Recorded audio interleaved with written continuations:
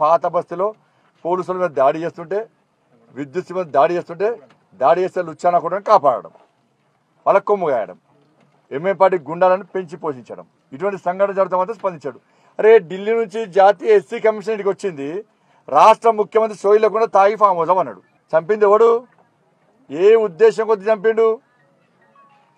ఏ ఆలోచనతో చంపిండు? ప్రేమించి పెళ్లి చేసుకున్నారు. అమ్మాయి ముస్లిం అయితే హిందూ అబ్బాయిని పెళ్లి చేసుకుంటే అంటే హిందూ అబ్బాయిని చంపుతారు మీరు.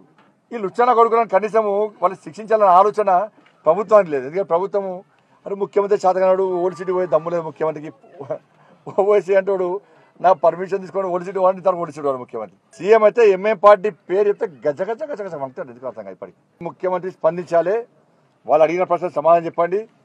మీరు స్పందించకుంటే తప్పకుండా దీని మీద భారతీయ జనతా పార్టీ వాళ్ళ కుటుంబ సభ్యులతో కలిసి భారతీయ జనతా పార్టీ ఉద్యమం చేస్తుంది.